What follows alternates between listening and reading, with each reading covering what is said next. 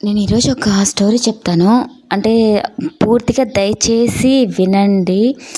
సమాజం ఎలా అయిపోయిందంటే మనిషి ఎక్కువ, డబ్బులు ఎక్కువ అన్నప్పుడు ఇది మెయిన్‌గా చదువుకున్న వాళ్ళే ఇలా చేస్తారు.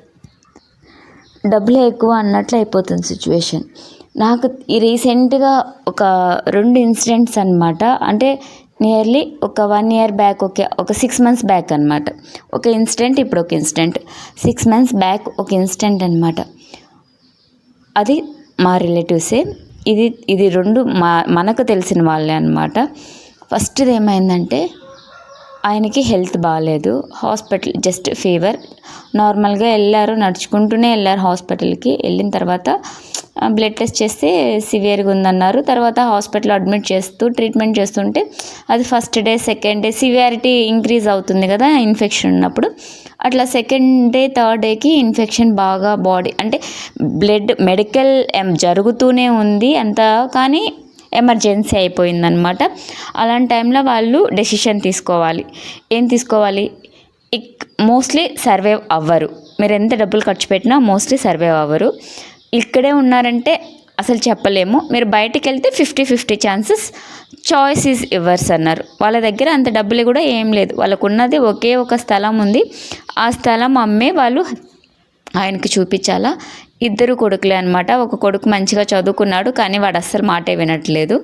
రెండో కొడుకు జాబ్ చేయట్లేదు, చదువుకోలేదు, బేల్దారి పని చేస్తున్నాడు. ఓకే. కానీ అలాంటి టైంలో ఈయన ఎక్కడ బేల్దారి పని? ఫారెన్లో బేల్దారి పని. ఇంకో కొడుకు కూడా ఫారెన్లోనే. ఇద్దరు పెద్ద కొడుకు చెప్పంగానే హెల్త్ ఇష్యూ అనగానే వచ్చేసాడు. చిన్న కొడుకు నేను రాను అక్కడి నుంచి అంత డబ్బులు అని, అదొక ఎపిసోడ్ అనమాట. దాన్ని అట్లా పక్కన పెట్టేస్తాం. అది అట్లా అయిపోతే తర్వాత వాళ్ళు వచ్చారు, డెసిషన్ తీసుకున్నారు, వేరే హాస్పిటల్కి షిఫ్ట్ చేశారు. ట్రీట్మెంట్ మంచిగా జరుగుతూ ఉంది, కానీ అప్పుడు కూడా చాలా సీరియస్గా ఉంది. డాక్టర్స్ కూడా మీరు ఎంత చేసినా కూడా మోస్ట్లీ ప్రయోజనం ఉండదు, 50-50 ఛాన్సెస్, అసలు చెప్పలేము అన్నట్లు వెళ్ళిపోయింది. కానీ ఇక్కడ ఆ అన్న వాళ్ళు ఏం చేశారంటే, లేదు ఖర్చు అయినంత వరకు, మాకు ఉన్నంత వరకు మేము పెట్టగలుగుతాము, అవన్నీ చూస్తాము అని చెప్పేసి చూశారు. ఒక 10-15 డేస్, నియర్లీ ఒక 15 డేస్ పైన హాస్పిటల్లో ఎమర్జెన్సీలో ఉండి స్లోగా రికవరీ. అంటే బ్లడ్ కూడా డైలీ మార్చేవాళ్ళు అనమాట. బ్లడ్లో ఇన్ఫెక్షన్ ఉండడం వల్ల బ్లడ్ తగ్గిపోయేది, అలాంటి ఇన్ఫెక్షన్ వచ్చింది. మార్చినారు, అన్నీ చేశారు. ఒక 25 డేస్కి 1 మంత్కి రికవరీ అయ్యారు. డబ్బులు కూడా ఒక 25 lakhs 30 lakhs అయ్యింది. అంటే ఇక్కడ ఏజ్డ్ పర్సనే కాదనట్లేదు. ఒక 60-62 ఇయర్స్ ఒక పెద్ద ఆయన, ఇంట్లో పెద్ద ఆయన. కానీ ఆ డెసిషన్ తీసుకొని బతికించుకొని ఇంటికి వచ్చారు. ఇది చదువుకొని వాళ్ళు చేసిన ఎపిసోడ్. ఇంకొకటి, చదువుకున్న వాళ్ళు చాలా గారాబంగా పెంచారు, అల్లారు ముద్దుగా పెంచారు, అన్నీ అయినాయి. ఇప్పుడు ఆమెకి ఒక హెల్త్ ఇష్యూ వచ్చింది. వచ్చిన తర్వాత తెలిసింది ఆమెకు ఒక టైప్ ఆఫ్ డిసీజ్ అని. వితిన్ 2-3 డేస్లో బాగా ఎమర్జెన్సీ కదా, సేమ్ సిచ్యువేషన్. ఇక్కడ కూడా అమ్మ నడుస్తూనే హాస్పిటల్కి వెళ్ళిన తర్వాత హాస్పిటల్ అడ్మిట్ చేశారు. అప్పటి వరకు వాళ్ళకి ఇన్సూరెన్స్ ఉన్నింది అన్న హోప్స్తో ట్రీట్మెంట్ చేయండి అని చెప్పారు. వన్స్ ఇన్సూరెన్స్ వాళ్ళు మీకు ఒక డిసీజ్ ఉంది అని తెలిసింది కదా, అది మీరు మాకు ఇన్ఫామ్ చేయలేదు కాబట్టి మీకు ఇన్సూరెన్స్ రాదు అని చెప్పేసి వాళ్ళు చెప్పారు.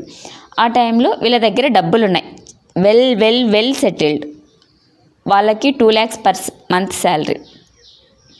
ఆ టైంలో వాళ్ళు తీసుకున్న డెసిషన్ ఏంటంటే, డాక్టర్ ఇక్కడ సేమ్ సిచ్యువేషన్ చెప్పారు, 50-50 ఛాన్సెస్, బతకచ్చు బతకపోవచ్చు, ట్రై చేస్తాము, మీరు ట్రై చేస్తామంటే వెళ్దాము, లేదు అంటే ఆపేస్తాము, మీరు డబ్బులు పెట్టుకోగలుగుతారా అన్నప్పుడు ఈ ఫ్యామిలీ అయితే అవసరం లేదు, మేము పెట్టుకోము, ఎప్పుడైనా చనిపోవాల్సింది కదా, అదేదో ఇప్పుడే చనిపోని, ఆమెకు ఒక డిసీజ్ ఉంది కదా, ఇప్పుడు కాకపోతే ఒక 4-5-6 ఇయర్స్ 7 yearsకైనా చనిపోతారు, అదేదో ఇప్పుడే చనిపోని అని చెప్పేసి వీళ్ళు ఇక్కడ తీసుకున్న డెసిషన్ అదనమాట. మెడికేషన్ జస్ట్ అంటే హెవీగా ఇవ్వకుండా నార్మల్గా ఇచ్చినారు, పక్క రోజుకే చనిపోయినారు. ఇప్పుడు వీళ్ళిద్దరిలో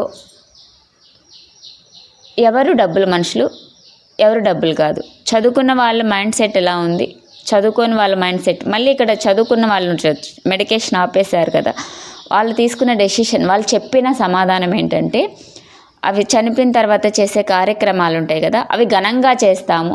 ఎవడికి కావాలరా రే? ఎవడికి కావాలి చనిపోయిన తర్వాత? ఆమె చూస్తుందా? ఏం మనుషులు ఉన్నారురా స్వామి ప్రపంచంలో, ఇలా ఉన్నారు జనాలు. కొంచెమన్నా మానవత్వంతో ఉండండి. డబ్బులు లేకపోతే తీసుకునే డెసిషన్ ఓకే, నేను కాదనలేదు. మేము ఫ్యామిలీ అంతా అప్పులైపోద్ది అనుకోవచ్చు. ఇక్కడ సిచ్యువేషన్ అలా కాదు కదా, కోటి కనకలో ఉంది, వాళ్ళకి కోట్లల్లో ఉంది. అలాంటప్పుడు కూడా ఇలాంటి డెసిషన్, అదే నీ కూతురికో నీ కొడుక్కో నీ భార్యకో నీకో వస్తే అలాగే తీసుకుంటావా? లేదు కదా. మరి ఎందుకు ఈ స్వార్థం? అమ్మ అయితే ఒకటి, నాన్న అయితే ఒకటి, కూతురు అయితే ఒకటి, భార్య అయితే ఒకటి. ఎంత స్వార్థంగా ఉన్నారు. కార్యక్రమాలు చనిపోయిన తర్వాత ఎవడ్రా చూస్తాడు? అందరు ఏడుస్తారు కానీ